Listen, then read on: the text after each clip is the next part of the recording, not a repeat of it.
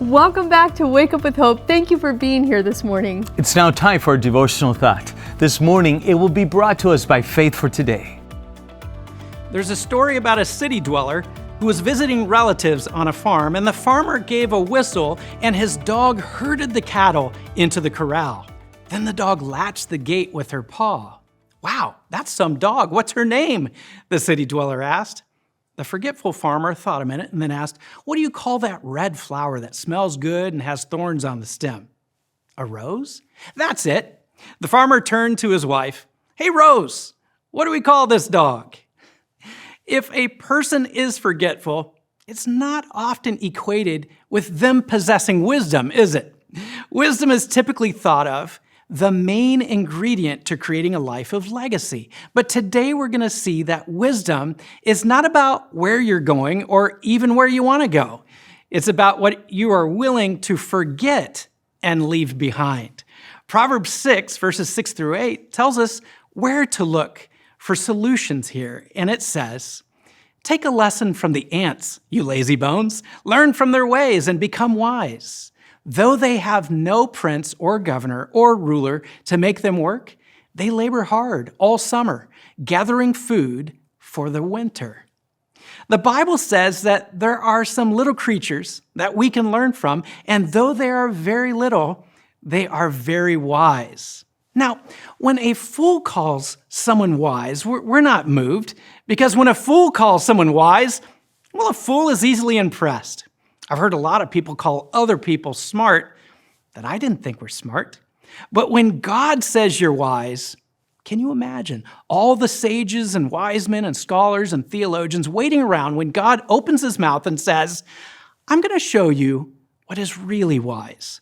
And he walks past each and every one of them and says, "I want you to learn your wisdom from some very little things that are seen as an annoyance, little insects that ruin your picnics." If you want to be wise, God says, "I'm going to give you a message through these little things." Don't underestimate them because they are little. Because great things come in small packages. And if you can harness the wisdom of these small creatures, it will launch the rest of your life. He walked past the elephants and the giraffes, overlooked the rhino and hippopotamus, moved past the horse and the deer, stepped over the dogs and cats, and ducked beneath the flying eagles and pelicans until he focused his vision on the ground. He came all the way down to a sandy hill with a little hole in the top. And there he pointed at an ant.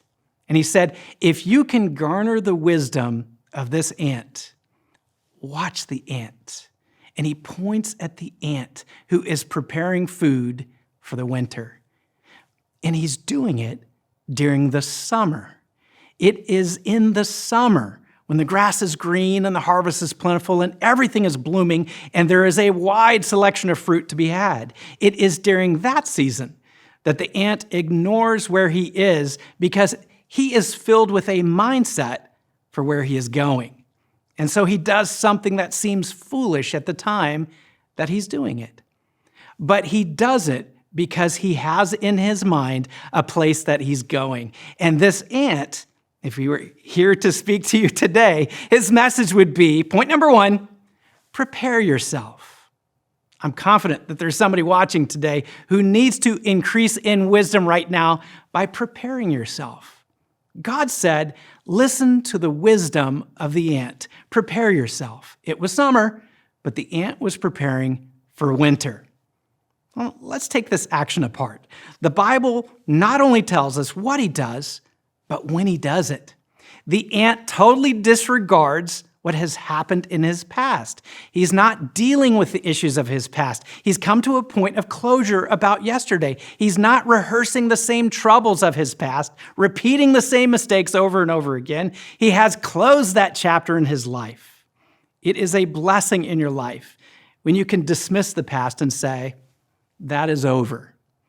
Many of us are foolish because We're 30 years old, still crying about something that happened when we were 13. We're 40 and still worried about the person who left us at 30. We're 50 years old and we're still whining about mistakes that we made when we were 20. But we'll never be wise when we're working backwards. Watch that ant. He's not working backwards. The other thing that is amazing about him, not only does he disregard his past, he ignores his present. You don't see the ant try to glutton up all the food that he can while he can and fatten himself up as if there's no tomorrow. The ant has the ability to have delayed gratification. He's willing to wait.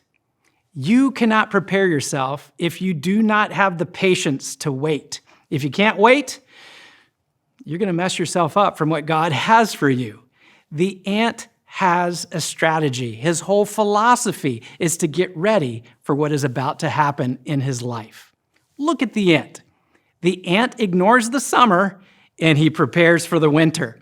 He's taking the food of his summer and moving it toward his winter. He has enough faith to believe that he will be there in the winter. He's not intimidated by any of his enemies in the summer. He has adversities, but he does not believe that any of his natural predators will be able to stop him from getting to the next level. He so disregards his enemies and is busy working on where he's going that he doesn't have time to worry about where he is. Now, I hope you understand the deeper application of what I'm trying to say to you today. The word prepare has a prefix, pre, which means to do something ahead of time.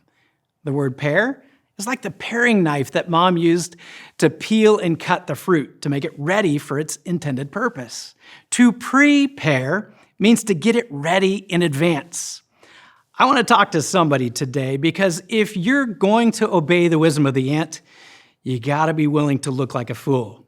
You've got to be busy getting ready for something that you don't need right now.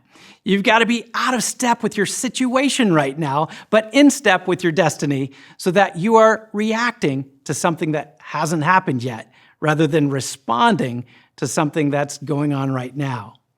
Godly people do not react.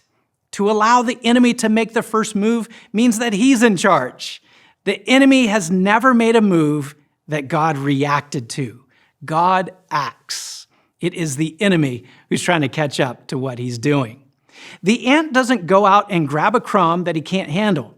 The ant will get a piece of bread that's 3 times bigger than he is. It'll be so big that he's got to drag it in to get it where he's trying to go. Anyone else would have let it go. But he says, I just can't let it go. Some of you are like the ant. You've got a hold of something and you can hardly carry it, but your vision is bigger than you are. You don't have enough resources, you don't have enough help, you don't have enough time, you don't have enough experience, but you're going to drag it in. It is to you that I say today, don't give up or give in. God has implanted great wisdom in you. Take a lesson from the ants, learn from their ways, and be wise.